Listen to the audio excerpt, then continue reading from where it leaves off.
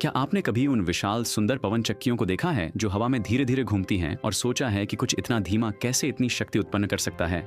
यह लगभग जादुई लगता है ना? खैर, आज हम इन सौम्य दिग्गजों के रहस्यों को उजागर करेंगे और देखेंगे कि वे ऊर्जा के भविष्य को कैसे आकार दे रहे हैं, खासकर दक्षिण एशिया में। बने रहें, क्योंकि जो आंकड़े हम साझा करने वाले हैं वे बिल्कुल चौंका देने वाले हैं। तो ये सब कैसे काम करता है? ये सब हवा से शुरू होता है। निश्चित रूप से जब हवा विशाल ब्लेड्स पर धक्का देती है तो यह उन्हें घुमाने का कारण बनती है। ये घुमाव वास्तव में काफी धीमा होता है, शायद लगभग 15 से 20 चक्कर प्रति मिनट। इस धीमे शक्तिशाली घुमाव को हम टॉर्क कहते हैं। ब्लेड एक कम गति वाले शाफ्ट से जुड़े होते हैं जो फिर ऑपरेशन के दिल गियर बॉक्स की ओर ले जाता है। अब यही वह जगह है जहां असली जादू होता है। गियर बॉक्स को साइकिल के गियर की तरह सोचें। जब आप ऊपर की ओर चढ़ाई कर रहे होते हैं तो आप अधिक शक्ति के लिए कम गियर का उपयोग करते हैं, लेकिन गति कम होती है। जब आप नीचे की ओर तेजी से जा रहे होते हैं तो आप उच्च गियर में शिफ्ट करते हैं। पवन टरबाइन का गियर बॉक्स कुछ ऐसा ही करता है, लेकिन उल्टा।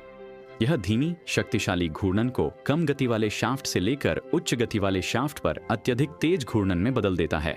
हम बात कर रहे हैं उस आरामदायक 20 चक्कर प्रति मिनट को बढ़ाकर 1500 से अधिक चक्कर प्रति मिनट तक ले जाने की। यह अत्यधिक तेज घूर्णन ठीक वही है जो जनरेटर को चाहिए। उच्च गति वाला शाफ्ट जनरेटर को घुमाता है, जो मैग्नेट और तांबे की कॉइल का उपयोग करके उस यांत्रिक ऊर्जा को बिजली में बदलता है जो हमारे घरों और शहरों को बिजली देने के लिए तैयार होती है।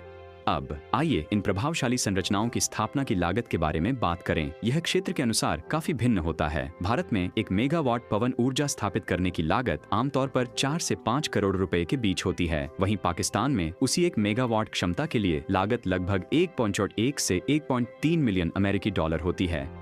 ये आंकड़े ऊंचे लग सकते हैं, लेकिन जब आप स्वच्छ नवीकरणीय ऊर्जा के दीर्घकालिक लाभों पर विचार करते हैं तो यह एक स्थायी भविष्य में निवेश है। पारंपरिक बिजली संयंत्रों के विपरीत, जिन्हें लगातार ईंधन की आवश्यकता होती है, हवा मुफ्त है। एक बार टरबाइन चालू हो जाने के बाद परिचालन लागत अपेक्षाकृत कम होती है। तो इस क्षेत्र में पवन ऊर्जा की संभावनाएं क्या हैं? यह विशाल है। चलिए भारत से शुरू करते हैं।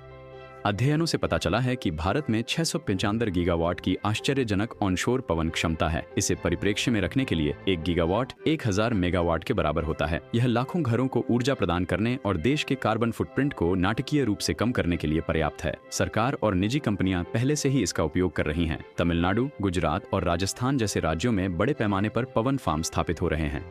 बस पड़ोस में पाकिस्तान के पास भी एक अद्भुत संसाधन है, विशेष रूप से सिंध प्रांत के प्रसिद्ध गारो जिम्पिया पवन गलियारे में। केवल इस विशेष क्षेत्र में लगभग 50,000 मेगावाट बिजली उत्पन्न करने की क्षमता होने का अनुमान है।